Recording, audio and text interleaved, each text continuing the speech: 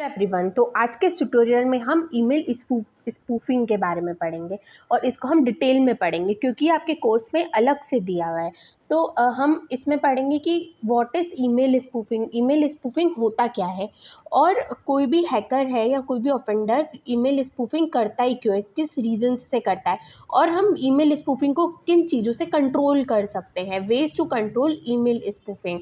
तो ये email spoofing जो है वो एक साइबर क्राइम है, ठीक है। और ये 6th क्लासिफिकेशन है साइबर क्राइम का। 5 क्लासिफिकेशन हमने इसके पहले वाले लेक्चर में देखे थे, अब हम 6th क्लासिफिकेशन देख रहे हैं। तो ईमेल स्पूफिंग सबसे पहले तो होता क्या है, तो सिंपली कभी कभी ऐसा हो सकता है कि आपको एक मेल आए, आपको लगे कि यार ये तो मेरे बैंक से मेल आया है और वो मेल में क्या लिखा हो कि फटाफट से आप अपने कार्ड को रिन्यू करा लीजिए, नहीं तो आपका क्रेडिट कार्ड या डेबिट कार्ड ब्लॉक हो जाएगा। और आप सोचेंगे अरे कहीं मेरा क्रेडिट कार्ड ब्लॉक नहीं हो जाए, और आप उस लिंक ईमेल को फॉलो करके उस लिंक पे क्लिक कर दें जो भी ईमेल में दी हुई है। तो एक्चुअली आपको फिर बाद में जाके कहीं आपके साथ फ्रॉड हो और आपको पता लगे कि अरे ये मेल तो मेरे बैंक से आया ही नहीं था, ये तो एक स्पूफ्ड मेल था, ये ओरिजिनल सोर्स से नहीं आया था, ये किसी हैकर ने मुझे दिया था या किसी क्रिमिनल ने मुझे दिया था, ठीक है। तो ईमेल स्पूफिंग क्या होता है? Email spoofing is the act of sending email with the forge sender address. Forge मतलब अननोन सेंडर एड्रेस या अनरियल, ठीक है।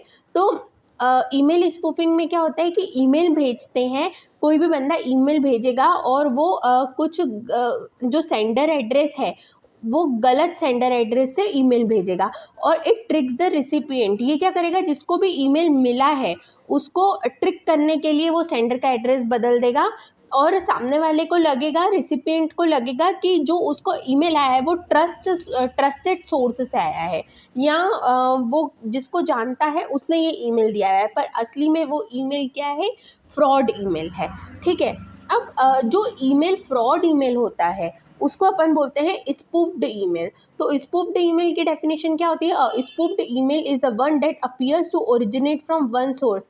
कि ऐसा किसी, अगर अपन को ऐसा लगे कि ये नहीं, ये तो हमारी बैंक से आया है या पेटीएम से आया है, तो वो एक सोर्स से आता हुआ दिखे बट एक्चुअली वो किसी और ने भेजा है आपको फंसाने के लिए, ठीक है। अब इसको डायग्रामेटिकली समझते हैं हम कि कोई भी इंसान कोई भी स्पूफ्ड ईमेल भेजने के पीछे उसके रीज़न क्या हो सकते हैं, ठीक है। तो मान लो आपको ये ईमेल आया हुआ है और ये ईमेल का हेडर मतलब कि सेंडर का एड्रेस चेंज कर दिया है ताकि वो लगे कि वो रियल सोर्स से आया है, ठीक है। तो ये क्या है, ये स्पूफ्ड ईमेल है, ये ओरिजिनल सोर्स से नहीं आया है, ये किसी फेक सेंडर से आया है।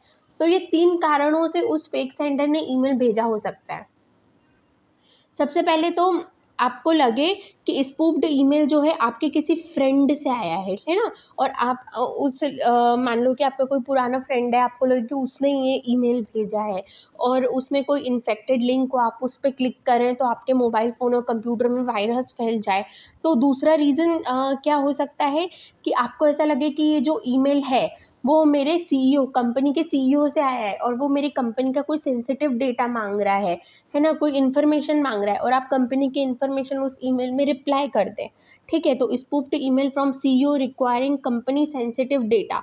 आपको कंपनी का सेंसिटिव डेटा देना तो नहीं चाहिए बट आप इससे बेवकूफ़ बन जाए और उस पर कंपनी के डेटा भेज दें उस ईमेल के ऊपर, ऐसा सोच के कि ये तो हमारे सीईओ से आया है।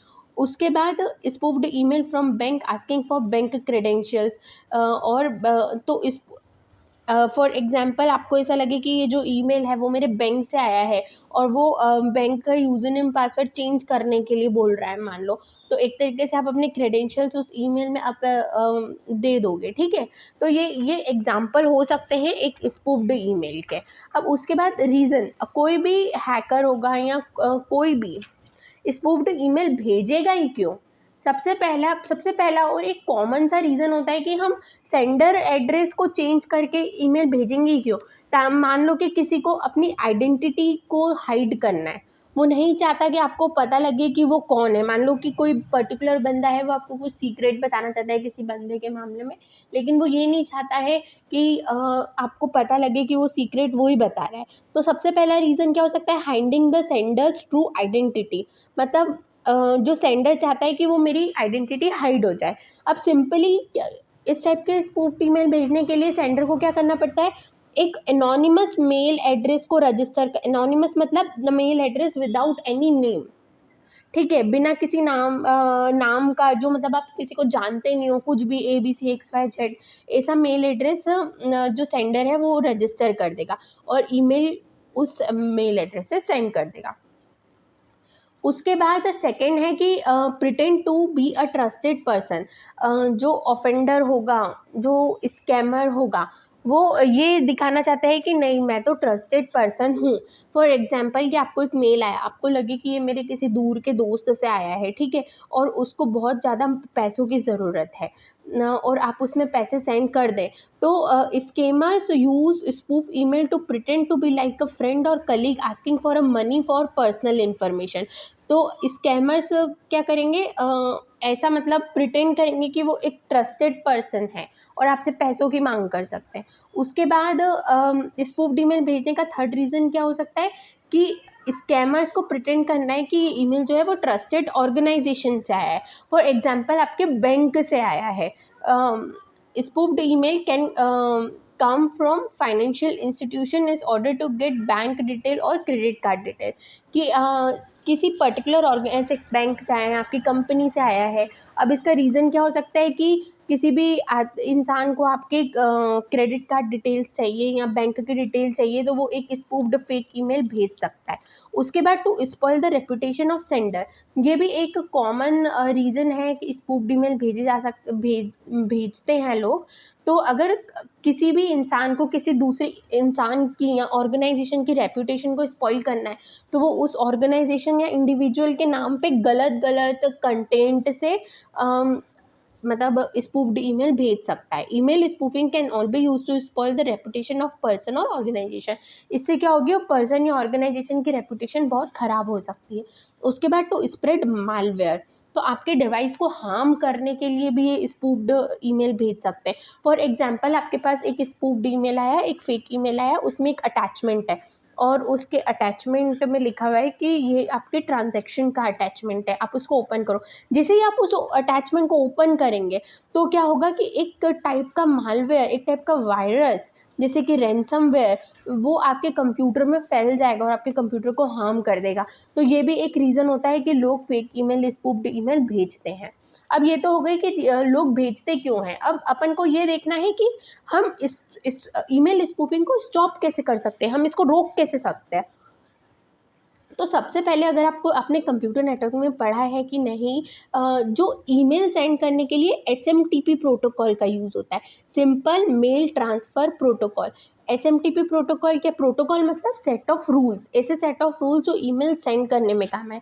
कोई सी भी ईमेल सर्विस हो, जैसे हो गया जीमेल हो गया या आउटलुक हो गया, वो ये जनरली SMTP प्रोटोकॉल का ही यूज़ करती है ईमेल सेंड करने के लिए, है ना।